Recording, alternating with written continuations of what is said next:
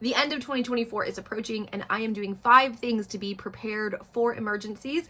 Hi, my name is Brecky, and this is Sustainable Prepping, your home for empowered progressive emergency preparedness.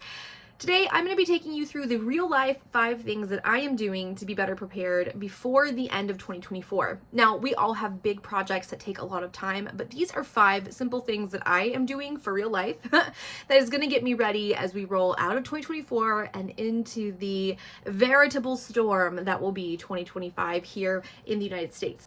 If you're one of the new folks who have found me recently, I want to say welcome. And if you are a returner, welcome back. Glad that you are joining me.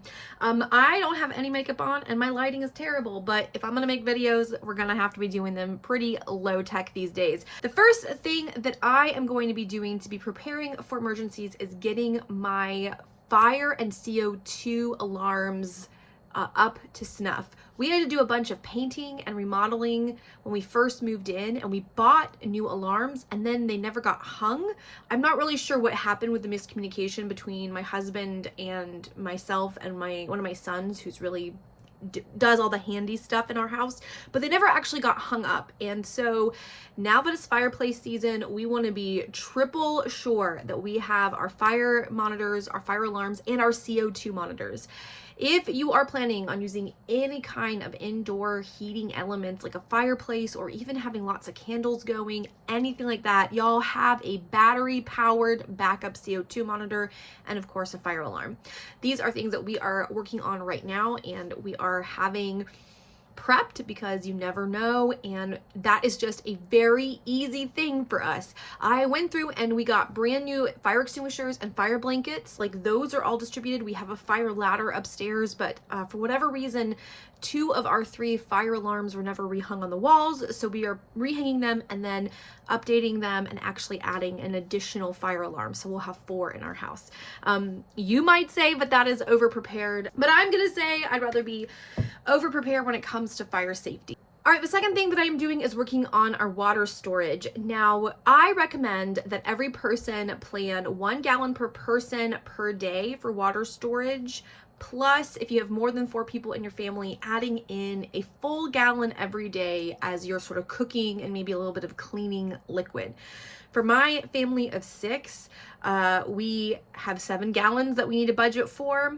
That is 49 gallons. So really, to make it nice and round, we're looking at close to 50 gallons for 1 week of water storage. We had that at one point, then we moved and left our 55-gallon drum. And so we currently, because we've had some water issues with a well, have gone through some water storage and not refilled them because they needed to be sanitized. So we're currently sitting about half that. And I don't like that. I don't like going into the winter months. I don't like going into possible scarcity of parts that would be coming from China. I don't like going into that without plenty of water. So our current goal is to get to that 50 gallons and then to budget out and buy a 55-gallon drum and store it inside. Those are going to take a little time because they're more costly, and we are on a pretty significant budget after this series of unfortunate events that just took our knees out from under us in 2024. Sanitizing the containers I have, pouring out old water that's been there for over a year. This is just a really good practice because there can be bacterial growth that you don't see. Now, for our family, we're going to run all of the water we drink, even stored water, through our Berkey. I know some people have thoughts about Berkey. At the very least, it's a carbon filter, so it's an additional filtration step. So therefore, we are not going to be rotating every 6 months like some people recommend. I think roughly an annual rotation is a good thing. It's been very dry where we are, so we'll be using the water to water our garden, and we may even run some of it through the Berkey, but we want to refresh the water that we have that's been in storage for a year or more, and then we want to sanitize and refill everything. So that is on my list of things to do before 2025. For my third goal, I'm going to be taking you to show you my pantry. Now, a lot of you found me through my small space pantry video. That was like a thing that brought a lot of people to the channel. It's looking pretty decent actually right now. Boop, boop, boop. There is our real life actual pantry. Like, my husband is at Costco right now. That's why I'm filming this video. Here is our side pantry that has been redone. You can see a lot of gaps. I've gone through almost all of my home canned meats. We are going to be really working on trying to get these pantries stocked to the rafters. Now, I don't have a spare bedroom where I can stock things. I do have a whole giant shelving unit of my freeze-dried food and things like that, but that is considered mid-tier pantry. This is not working pantry. Usually I keep my working pantry at around 6 to 8 weeks. I have been very comfortable keeping it at about 6 to 8 weeks, but no longer. My goal is to make it 8 to 10 weeks, right? I'd love to get to 12 weeks, but I just don't think there's space here to reasonably have 12 weeks of food on my shelves. But I do think I can average 8 to 10 weeks. So we're gonna be bumping that up. And we are still, like I said, recovering from needing to really lean into this pantry. We had to eat from our pantry pretty heavily and cut out about a third of our grocery budget for a couple months because of how expensive life was. So if you see, I don't know how many of you saw my shelf, my freezer, going through my freezers, but like this is almost completely empty. These are pretty low. My ground beef, I think I only have like 6 pounds of ground beef down there. So we are definitely eating through it. Now that's the point, right? You want to eat, you want to rotate, but one of the big things we are going to be trying to do over this month is organize and restock as much as we can afford, especially as there are kind of end of year deals coming through, holiday deals. We are going to be doing that. So restocking the pantry, really getting it organized, really doing everything I can to massage our budgets to move us from a 6 to 8 week pantry, from an 8 to 10 week pantry is my goal for the end of the year. Now I may not meet that goal precisely, just because again, working on a tighter budget, but I can make some pretty good progress and look at my holes for what we need. I noticed a couple things that I know we're down on. We are super low on things like juice and rehydration powders, stuff like that. So those are just going to be things we're stocking up on. And really that is because right now it is going to be cheaper than it's going to be in 2 or 3 months, in 6 months, in a year. Tariffs suck. Tariffs are dumb.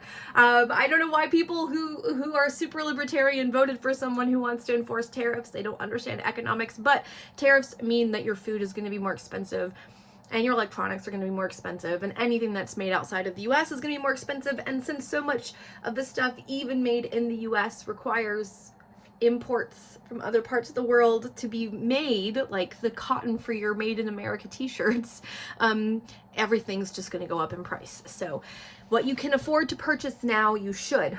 On that note, the fourth thing that I am doing is doing a meaningful inventory of those items that might significantly go up in price and pre-purchasing some things now. So for example, I went ahead and bought another set of headphones. I love these headphones. I don't like earbuds because I always lose them. So these are my favorite kind of headphones. I already have 2 pairs, but I find that inevitably I stick them in my pocket and I wash them by accident, or they fall out of my bag and someone steps on them and smashes them. It happens all the time. So while these are only $18, I went ahead and bought one more pair because they're probably going to be $25 or $30 in 6 months. So pre-purchasing little things like this, if you are willing to purchase from Amazon, Walmart, those sorts of places, it is Black Friday, Cyber Monday kind of week still while I'm doing this. It might be worth purchasing a few things. Editing Brecky here. Somehow the last 20% of the video got cut off, so I am going to quickly run through the things I wanted to say when it comes to doing an electrical inventory, really any kind of inventory of things that you might need. Look at stuff that is going to be coming from places that are going to be hit by tariffs, but realistically, if you need a laptop, a tablet, a new phone, if you need things like upgrading or adding to your flashlights, chargers, those sorts of items that are very cost effective right now, they're going to go up in price. A laptop that might be $900 now might be $1,200 in just 3 months. So if you have the money to do your upgrading now before those prices start to increase and it really squeezes your budget. So that was number 4. The 5th and final thing I wanted to recommend was that you should be making hard copies or purchasing things in hard copy. If you're in the United States, you have access to all of the Army field manuals. You can find these online, and if I can find a link, I will leave it down below. But you should be printing off these manuals or purchasing them. My favorite go-to beginner's guide is Survive and Thrive by Bill Fulton and Jeannie Chilton Devon. She has a long name. I love this book. I did a review on it. I think it's funny, it's friendly, it's down to earth, and it's a great first investment if you haven't purchased any physical books for prepping. This is a great one to start with. But realistically, printing off your favorite recipes, printing off your meal rotation plan, printing off first aid guides, anything like that, get a hard copy. Start making your preparedness binder, have 1 or 2 even, but start getting things in hard copy. One of the ways that authoritarian governments control you is by controlling your flow of information, including your access to the internet.